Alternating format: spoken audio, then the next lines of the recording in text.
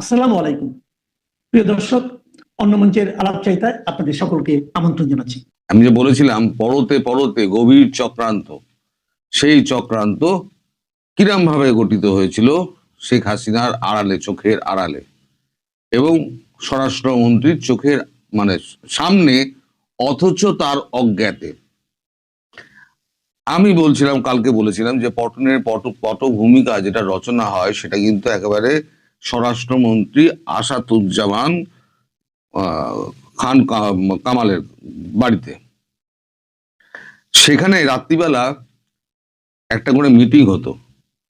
সেই মিটিং উপস্থিত যারা থাকতেন সেখানে তাদের মধ্যে থাকতেন ওবায়দুল কাদের, আনিসুল হক আইনমন্ত্রী, এবং বাকি যারা থাকতেন সেটা আমি পরে আসছি। তার আগে আসবো যে ফান্ডিংটা কিভাবে হয়েছিল এবং ইউনূসের ছোট ভূমিকা এখানে আগে বলবো, ইউনূসের বড় ভূমিকাটা পরে বলবো, ওয়াকারুজ্জামানের নিয়োগের ভূমিকাটা পরে বলবো, ইউনূসের এন্ট্রিটা এর মধ্যে আছে কিন্তু আমি পরে বলবো। আমি গল্পের মতো বলে যাব, আপনারা যা শুনে যান। এই যে 666 কোটি টাকা এই যে কর ফাঁকি দিয়েছিল ইউনূস, তার জন্য প্রধানমন্ত্রী শেখ হাসিনা, তারপরে বিজয় খাপ্পা ছিলেন, তাকে গ্রেপ্তারও পর্যন্ত করা হয়েছিল। তারপরে হয়তো জামিন টামিন উনি পান। সেটা নিয়ে ইউনূসের মধ্যে একটা ক্ষোভ জন্মেছিল এবং ইউনূস বরাবরই চেয়েছিলেন, একটা তিনি দলও করেছিলেন, তিনি নির্বাচনে লড়বেন এবং তিনি প্রধানমন্ত্রী হবেন। মানে তখন ইউনূস একেবারে মধ্য গগনে, সবাই নোবেল পেয়েছেন, চারদিকে খ্যাতি ছড়িয়ে পড়েছে মধ্য গগনে। টাকাটা কারা দিয়েছে? সোরস ফাউন্ডেশন, তারা দিয়েছে 30 মিলিয়ন। Soros foundation. পরে যে অ্যালেক্স এসেছিলেন এখানে দেখা করতে ইউনূসের সঙ্গে, আর আমেরিকার ডিপ স্টেট থেকে এসছে 29 মিলিয়ন, টোটাল হচ্ছে 59 মিলিয়ন রুপি। আচ্ছা, এই টাকাটা যে ভাগ করা হয়, কাদের মধ্যে ভাগ করা হয়? তাদেরকে আলাদা আলাদা রাখা হয়েছিল। দুজন এর মধ্যে বিদেশি খেলোয়াড় ছিলেন, একটা হচ্ছে ডোনাল্ড লু আর একটা হচ্ছে পিটার হাস। এই যে ডিপ স্টেটের টাকাটা এবং ডোনাল্ড লু, ডিপ স্টেটের টাকাটা আসে পিটার হাসের হাত দিয়ে, আর ডোনাল্ডোর হাত দিয়ে আসে সোরস ফাউন্ডেশনের টাকাটা। এখন এরা গোপনে মিটিং করত, সেই মিটিং এ থাকতেন রেজওয়ানা, তার একটা বেলা ফাউন্ডেশন আছে, আদিলুর রহমান শুভ্র, তার একটা অধিকার বলে একটা এনজিও আছে, তৃতীয় মাত্রা জিল্লুর রহমান, তার একটা এনজিও আছে, এবং প্রথম আলো এবং ডেলি স্টার, এই দুটো কাগজকে এই টাকাগুলো বিলি করা হয়। আর সোরসের যে টাকাটা এসেছিল সেই টাকাটা দেওয়া হয় 3টে বস্তিতে। এই 3টে বস্তি হচ্ছে মোহাম্মদপুর বিহারি বস্তি, মিরপুরের বিহারি বস্তি এবং বনানীর করিলা বিহারি বস্তি। এই 3টে বস্তিতে ইয়ং ছেলেদের এই টাকাগুলো বিলি করা হয় যে তোমরা অস্ত্র বানাও। এখন পেছনে যেটা রয়েছে, পেছনে আন্তর্জাতিক দুটো দেশ রয়েছে, একটা হচ্ছে পাকিস্তান আর টার্কি। আমেরিকা পাকিস্তানকে দিয়েছিল $100 মিলিয়ন এবং টার্কিকে দিয়েছিল $100 মিলিয়ন। ডলার দেওয়ার মানে এটা দেখানো হয়েছিল, কারণটা দেখানো হয়েছিল, টার্কিতে যে ভূমিকম্প হয়েছিল তাতে যে ক্ষতি হয়েছিল, বাড়িঘর ধরে ভেঙে পড়েছিল, বাসস্থান পুনর্নির্মাণের জন্য $100 মিলিয়ন তাদেরকে দেওয়া হয়েছিল। আর পাকিস্তানকে দেওয়া হয়েছিল সন্ত্রাস দমনে সাহায্য করার জন্য $100 মিলিয়ন দেওয়া হয়েছিল। এই টাকার 50% কত পার্সেন্ট তারা পকেটে ঢুকিয়ে জানি না, বাকিটা এসে পৌঁছায় আইএসআই এর হাত ধরে এদের হাতে। এবার কাদের হাতে এসে পৌঁছায় টাকাটা? পাকিস্তান আর টার্কির টাকাটা হিজবুত তাহরির, একটা চলে গেল রেজওয়ানা, কিন্তু একটা সাইডে চলে গেল। এবার পাকিস্তান ডিপ স্টেট, পাকিস্তান আর টার্কির টাকাটা এসে ডিস্ট্রিবিউট হচ্ছে হিজবুত তাহরির, জামাত আর হেফাজত আর আসিফ নজরুলের হাত দিয়ে ছাত্র সমন্বয়কদের টাকা দেওয়া, এছাড়া সেনাবাহিনীকে 2000 কোটি টাকা দেওয়া হয়, যার মধ্যে 1000 কোটি টাকা নেন ওয়াকারুজ্জামান আর 1000 কোটি টাকা এটা বিভিন্ন জায়গায় উচ্চপদস্থ অফিসারদের মধ্যে যারা জামাতপন্থী তাদের মধ্যে ছড়িয়ে দেওয়া হয় যে প্রয়োজনে কাজে লাগবে, তোমরা এই টাকাটা রেখে দাও। তাহলে হয়ে গেল এখানে 2000 কোটি টাকার হিসেব হয়ে গেল, আর ওখানে 100 কোটি টাকার 100 মিলিয়ন টাকার হিসেব হয়ে গেল। আর 29 আর 30 এই টাকা টোটাল ইনভেস্টমেন্ট হয়েছে। এর বাইরেও টুকটাক হয়েছে, সেটা আমি এই রিপোর্টের মধ্যে উল্লেখ নেই। আচ্ছা, এর মধ্যে এই যে টাকাটা যখন দেওয়া হলো, টাকাটা দেওয়ার পর এখানে এই পিটার হাস এবং আপনার ডোনাল্ড লু এদের সঙ্গে এই আসিফ নজরুল, তারপর হচ্ছে ওই রেজওয়ানা চৌধুরী, আদিলুর রহমান শুভ্র, জিল্লুর রহমান, প্রথম আলোর আর ডেইলি স্টারের লোকেদের সঙ্গে কথাবার্তা মিটিং ফিটিং হয় যে কিভাবে কিভাবে কাজটা হবে, কারা কারা সাহায্য করবে, কিভাবে সাহায্য করবে, সেই কথাগুলো সেখানে হয়ে যায়। এবং এই কাগজগুলো শেখ হাসিনার বিরুদ্ধে প্রচন্ডভাবে শক্ত করে কলম ধরতে থাকে।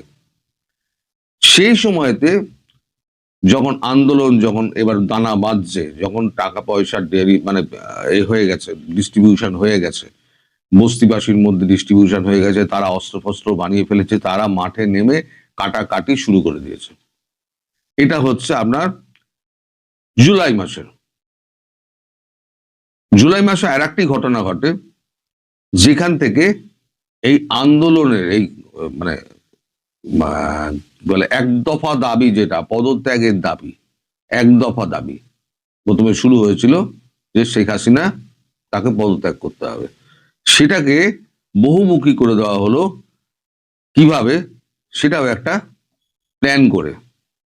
এই যে জুলাইয়ের 9-10 তারিখে নাহিদ ইসলাম, আসিফ মাহমুদ, সজীব ভুঁইয়া এবং রুকন বলে এই 3 জনকে ডিজিএফআই তুলে নিয়ে যায়। তুলে নিয়ে গিয়ে ব্যাপক মারধর করে তারা যখন আহত হয়ে যায় তখন এদেরকে গণস্বাস্থ্য হাসপাতালে ভর্তি করে দেওয়া হয়। এরপরে কাউন্টার টেরোরিজম দিয়ে হাসনাত আব্দুল্লাহ, সার্জিস আলম আর মিরপুর থেকে ধরে আনা হয় তাওয়াসুমকে, দিয়ে ডিজিএফআই তাদের হেফাজতে রাখে। এদিকে এই যখন এগুলো চলছে সেই সময়তে যে মিটিংটার কথাই বলছিলাম, সেই মিটিং কে থাকতো ওখানে? আনিসুল হক আইনমন্ত্রী, আচ্ছা ওবায়দুল কাদের আর আসাদুজ্জামান স্বরাষ্ট্রমন্ত্রী, তার বাড়িতে রাত্রি 10টা থেকে কখনো 1টা, কখনো 1:30, কখনো 2টো অবধি মিটিং হতো। সেখানে কাদেরকে ডাকা হতো? যারা বাংলাদেশটা চালায় তাদেরকে ডাকা হতো। স্বরাষ্ট্রমন্ত্রী ডাকছে, সুতরাং তাদেরকে যেতেই হবে। যেমন আপনার স্বরাষ্ট্র সচিব, তাকে ডাকা হতো। পুলিশ প্রধান আইজিপি আব্দুল্লাহ আল মামুন, তাকে ডাকা হতো, মানে মিটিং এ থাকতেন তিনি। ডিএমপির commissioner Habibur Rahman, DGFI, DG NSI আর এসবি প্রধান, বিডিআর এর ডিজি আশরাফুল ইসলাম, র্যাবের ডিজি, ঢাকা রেঞ্জের ডিআইজি নুরুল ইসলাম, এনটিএনসি জিয়াউল হাসান আর ঢাকা ক্যান্টনমেন্টের ব্রিগেডিয়ার জেনারেল, তাদেরকে এই মিটিং এ ডাকা হতো। ডেলি এখানে পানাহার চলতো, এবং পানাহার মানে কি, খাওয়া দাওয়া হতো, এই সমস্ত হতো। আর মিটিং এর নামে এদেরকে সমস্ত আটকে রাখা হতো এবং প্ল্যান করা হতো যে এই যে কাটাকাটি মারামারি করা হচ্ছে এগুলোকে কি করে ধরা হবে।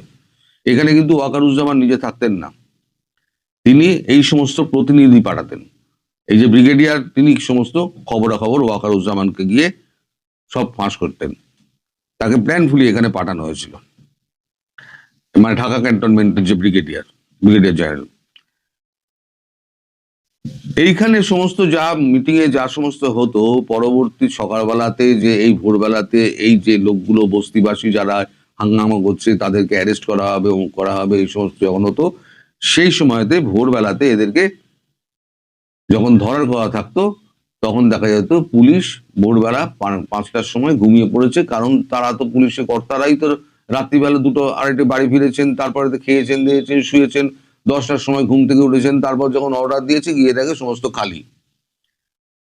ওয়াকারুজ্জামানের লোকজন তাদেরকে আগে ভাগে খবর দিয়ে সব মাঠ ফাঁকা করে দিত, ফলে কেউ হাতে আসতো না।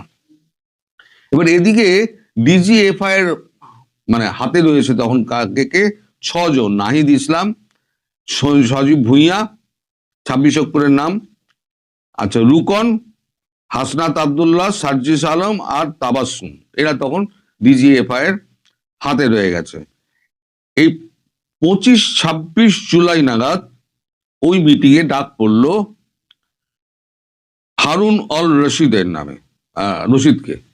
হারুন আল রশিদ, যিনি ডিবি হারুন বলে বিখ্যাত, তাকে বলা হয় যে এই যে আহত যেগুলো আছে গণস্বাস্থ্য হাসপাতালে, সেখান থেকে ওই 3 জনকে এবং আর হেফাজতে যে রয়েছে হাসনাত, সার্জিস আর তাবাসসুম, এদেরকে ডিবি হেফাজতে নিতে। তখন এই আব্দুল্লাহ আল ডিবি হারুন, ওই নামটা আমার মনে পড়ছে, ডিবি হারুন যিনি, তিনি বলেন যে আমি এটাকে নিয়ে আমি করবোটা কি, আমাকে তাহলে আদালতে আমাকে তুলতে হবে, আমি তো বিনা আদালতের অনুমতিতে আমি তো হেফাজতে রাখতে পারবো না। তখন না, তুমি স্বরাষ্ট্রমন্ত্রী বলেন না, তুমি এইটাই করো, এটা করলে পরে সরি এইটা করলেই সব ঠিক হয়ে যাবে, দিয়ে ওটাকে ডিবির হেফাজতে পাঠিয়ে দিল।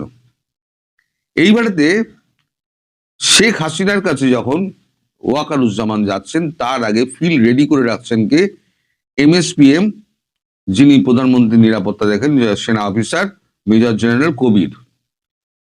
কবির কিন্তু সব ঠিক আছে, সব ঠিক আছে, সব ঠিক আছে। আর একজন থাকতো এনএসআই প্রধান, গোয়েন্দা শাখার এনএসআই প্রধান থাকতো, তারা বলতেন সব ঠিক আছে, আমরা ম্যানেজ করে নেবো, আমরা ম্যানেজ করে নেবো।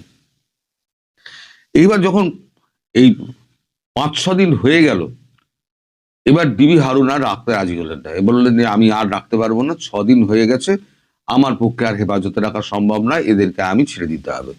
তখন আসাদুজ্জামান খান স্বরাষ্ট্রমন্ত্রী, তিনি বলেন যে ঠিক আছে, আপনি এদেরকে ছেড়ে দিন, মানে চিরকুট লিখিয়ে এদেরকে ছেড়ে দিন। তা তাদের বাড়ির লোকজনকে ডেকে ডিবি হারুন, মাফ করবেন আমি এখানে কাটতেও পারি না, আপনাদের ডিস্টার্ব হয় আমি বুঝি, আমার একটু ক্ষমা করে দেবেন, আমার প্রচন্ড কাশি হয়েছে, ঠান্ডা লেগে, আপনার গলা শুনে বুঝতেও পারছেন। তো ডিবি হারুনকে বলেন তাহলে ছেড়ে দিন, 6-7 দিন বাদে ওই বাড়ির লোকজনকে ডেকে তাদের খাইয়ে দাইয়ে সমস্ত কিছু করে আদর যত্ন করে তাদের পরিবারের হাতে তুলে দেওয়া হয়। এবার এরা বেরিয়েই সঙ্গে সঙ্গে বলে কি, সরকার চাপে পড়ে গিয়েছে, সরকার চাপে পড়ে আমাদেরকে ছেড়ে দিতে বাধ্য হয়েছে। এই যে মুভমেন্টটা তৈরি হতে শুরু হলো, এই মুভমেন্টটা আস্তে আস্তে দানা পাকতে শুরু করলো। এরা তখন আয়রে রাজুতে চলে আয়, অমুক জায়গায় চলে আয়, এই সমস্ত ডাকটাক মারতে শুরু করলো। ডাকটাক মারতে মারতে যখন এই অবস্থা যখন চলছে, তখন ডিবি হারুন, এই হারুন আল রশিদ তিনি বলেন যে এইভাবে চললে পরে কিন্তু আমরা কিন্তু বিপদে পড়ব। আসাদুজ্জামান খানকে বললেন। এদিকে ডিবি হারুনকে সরানোর জন্য একেবারে 4 দিক দিয়ে মানে চাপ আসতে শুরু করেছে প্রধানমন্ত্রীর ওপরে। কখনো আসাদুজ্জামান খান চাপ দিচ্ছেন, কখনো আনিসুল হক আইনমন্ত্রী চাপ দিচ্ছেন, কখনো ওবায়দুল কাদের চাপ দিচ্ছেন, তিনিও চাপ খাচ্ছেন কাদের কাছ থেকে, শেখ পরিবারের কাছ থেকে। এর মধ্যে শেখ পরিবার জড়িত আছে। ধরুন কারোর কোনো কাজ করাতে হবে, সে শেখ পরিবারকে ধরলো, তাদের কোনো ব্যবসা কিছু নেই, তারা এই করে খেত। শেখ পরিবারের লোকজন তাদেরকে চাপ দিত, আর এদের কারোর সাহস ছিল না যে প্রধানমন্ত্রী গিয়ে বলবে যে শেখ পরিবারের লোকেরা কিন্তু আমাদেরকে এরকম ভাবে প্রেসার দিচ্ছে, যার জন্য আমরা এটা করতে বাধ্য হয়েছি। ফলে আইনমন্ত্রী এবং স্বরাষ্ট্রমন্ত্রী দুজনে মিলে যুক্তি করে এই হারুন আল রশিদকে ডিবি থেকে তুলে অন্যত্র পাঠিয়ে দেন। এবার ধীরে ধীরে 4 তারিখ এগিয়ে আসছে। 4 তারিখে যখন 4 আর 6 এই দুদিন লং মার্চের আয়োজন করা হয়েছিল, সে একটা 4 মার্চ একটা লং মার্চ হলো, আওয়ামী লীগও মাঠে ছিল, আওয়ামী লীগও ধরে পেটালো, যুবলীগ, তারপর ছাত্রলীগ যারা ছিল তারাও ধরে পাল্টা পেটালো, মিছিল ছত্রভঙ্গ হয়ে গেল, এই সমস্ত হলো। এখন কিন্তু এইখানে পিকচারে কিন্তু ইউনূস নেই, ইউনূস কিন্তু এই পিকচারের মধ্যে নেই। ইউনূসের পিকচারে আসবে এর পরে, পরে ওয়াকার যখন আসবে তারপরে ইউনূস আসবে। এই আর কি হলো, যখন 4 এবং 6 তারিখ এই দুদিন মিটিংটা ছিল, এদিকে 5 তারিখে সম্ভবত বা 6 তারিখে সম্ভবত এই ইউনূসের কেসটা ওঠার কথা ছিল আদালতে। ইউনূসের অ্যারেস্ট হয়ে জামিনের পরে যে মামলাটা শুনানি হয়, মামলার শুনানির কথা ছিল। এখন যখন ইউনূস দেখলো যে আমি তো মামলায় তো জড়িয়ে যাওয়া, আমার তো জেল হয়ে যাবে, তখন ওয়াকারকে ধরলো, পিটার হাস ডোনাল্ডুকে ধরলো। তারা করলো কি, মিটিংটাকে, ওই মিছিলটাকে 6 তারিখের বদলে 5 তারিখে গিয়ে আনলো। 5 তারিখে যে মিছিলটা হলো, তার আগে ওয়াকারুজ্জামান 10টার সময় গিয়ে শেখ হাসিনাকে বললেন যে আমি দায়িত্ব নিচ্ছি, কোনো কিছু হবে না, ঢাকার 4টে পথ আমি বন্ধ করে দিচ্ছি। কোন 4টে পথ?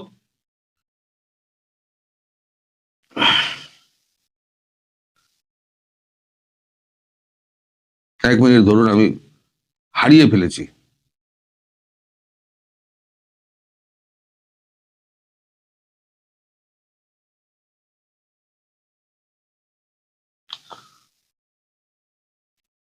কোথায় লিখলাম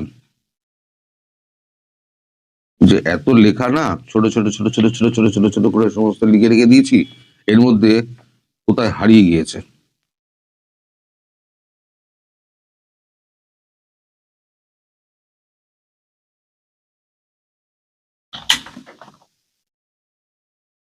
হ্যাঁ, উত্তরা, টুঙ্গি, যাত্রাবাড়ি, গাবতলী, এখানে আমরা সব দিয়ে দিচ্ছি, রেলগার্ড দিয়ে দিচ্ছি এবং সেনাবাহিনী নামিয়ে দিচ্ছি বলে একদম সমস্ত আর্মার্ড ভেহিকল সমস্ত রাস্তায় নামিয়ে দিলেন। প্রধানমন্ত্রীও খুশ, এবং বলা হলো যে পুলিশ সেকেন্ড লাইনে চলে যাক আর ফার্স্ট লাইনে থাকবে সেনাবাহিনী।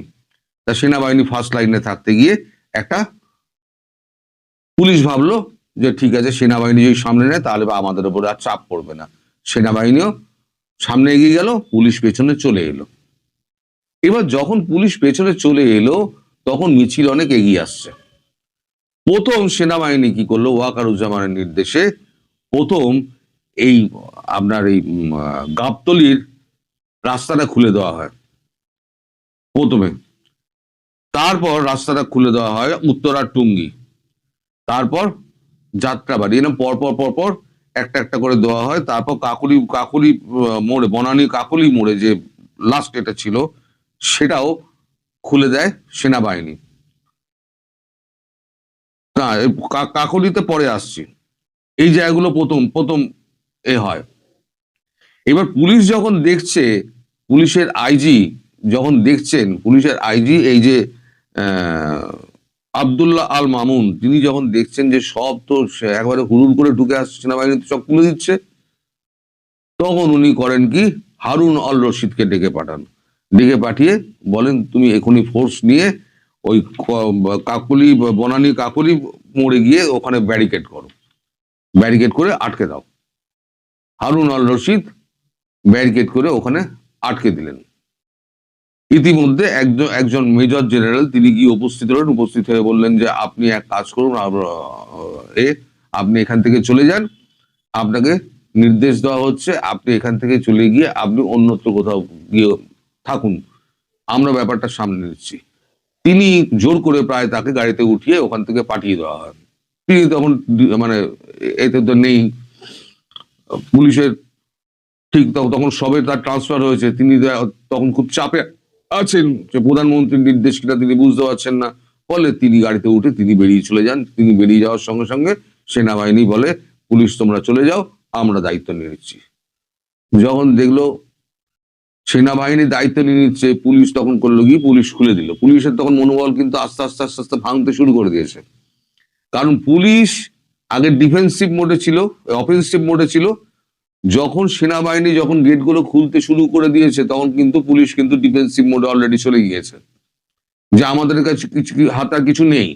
সেনাবাহিনী কন্ট্রোল করে নিয়েছে সমস্তটা সেনাবাহিনীর দখলে, সুতরাং রাস্তা ছেড়ে দাও, সেনাবাহিনী যা বলছে করতে দাও। এদিকে ওই সময়তে ওয়াকারুজ্জামান চলে গিয়েছে এতে কি বলে গণভবনে। গণভবনে গিয়ে উনি তার আগে থেকে ফোন মারছেন। তার আগে হয়েছে কি, আমাদের সেনাপ্রধান তিনি ফোন করেছিলেন। তিনি ফোন করে বলেন, মানে একেবারে মানে কোন রকম আঘাত লাগার আগে যদি শেখ হাসিনাকে ভারতবর্ষে অক্ষত অবস্থায় ফিরিয়ে না দেওয়া হয়, তাহলে আমাদের 10টা হেলিকপ্টার এবং 12 কোম্পানি কমান্ডো রেডি আছে, আমরা গিয়ে তুলে আনবো। 1 ঘন্টার মধ্যে আনতে হবে। আমাদের সেনাপ্রধান এটা বলে দিয়েছিলেন। তারপর বলেছিলেন যে তারপরেও যদি না হয়, তাহলে পরে বাংলাদেশের ঢাকা বলে কিছু থাকবে না, এটা আপনাকে আমরা গ্যারান্টি দিয়ে দিচ্ছি। তখন ওই ওয়াকারুজ্জামান এবং এমএসপিএম মেজর জেনারেল কবির, যিনি মানে প্রধানমন্ত্রীর সুরক্ষার দায়িত্বে থাকেন, তারা দুজনে মিলে একে ফোন করেন, ওকে ফোন করেন, কখনো জয়কে ফোন করছেন, কখনো সাইমা ওয়াজেদ পুতুলকে ফোন করছেন, কখনো রেহানাকে বোঝাচ্ছেন প্রধানমন্ত্রী যাবেন না। তাকে জোর করে বলা হলো 45 মিনিট বাকি সময় দিচ্ছি, 45 মিনিটের মধ্যে আপনি দেশ ছাড়ুন বলে একটা হেলিকপ্টার দিয়ে তাকে তুলিয়ে দিয়ে যখন দেওয়া হলো, তখনই টিভিতে একটা স্ক্রল দেওয়া হলো যে প্রধানমন্ত্রী পালিয়েছেন। আসলে তিনি পালাননি, তাকে ভুল বুঝিয়ে শেষ পর্যায়ে এসে তাকে জোর করে প্রায় হেলিকপ্টারে তুলে দিয়ে তাকে ভারতবর্ষে পাঠিয়ে দেওয়া হলো। রটিয়ে দেওয়া হলো কি, শেখ হাসিনা পালিয়েছেন। তখন অলরেডি স্ক্রল চলছে এবং সেনাপ্রধান কি বলছেন, আমি 1টার সময় আমি জাতির উদ্দেশ্যে ভাষণ দেবো। পুলিশ বুঝে গিয়েছে, তার মানে সেনাবাহিনী কন্ট্রোলে নিয়ে নিচ্ছে। তাহলে পুলিশ যে যার মতো ব্যারাকে চলে গিয়েছে, পুলিশকে আর মাঠে দেখা যাচ্ছে না। এমনি মনোবল তাদের ভেঙে গেছে। তারা ভাবছে এবার তো আমাদের উপরে শোধ নেবে। জনতা তখন হুড় হুড় করে এগিয়ে আসছে গণভবনের দিকে। প্রধানমন্ত্রীর হেলিকপ্টার মাথার উপর দিয়ে বেরিয়ে গেল। তারা দেখতে দেখতে তারা 11 হই করে প্যারা এসএফ যারা প্রধানমন্ত্রী গার্ড যারা ছিলেন, এসএফটা কি বলেন, তারা সমস্ত মানে ড্রেস ফ্রেস ছেড়ে মানে নর্মাল ড্রেস পরে তারা তখন ওই ভিড়ের মধ্যে মিশে যান এবং গণভবনে ঢুকে লুটপাট শুরু হতে থাকে। এই হচ্ছে টোটাল চক্রান্ত। যখন এই ঘটনা ঘটে গেছে, তখন টনক নড়েছে স্বরাষ্ট্রমন্ত্রী, আইনমন্ত্রী, যাদের বাড়িতে সমস্ত মিটিং হয়েছিল। তখন তারা বুঝতে পেরেছে যে কি ভুলটা তারা করেছে। এবার যখন বলা হচ্ছে 1টার সময় মানে উনি মানে ওয়াকারুজ্জামান জাতির উদ্দেশ্যে ভাষণ দেবেন, আপনাদের মনে আছে বারে বারে ভাষণের সময় পেছানো হচ্ছিল, বারে বারে।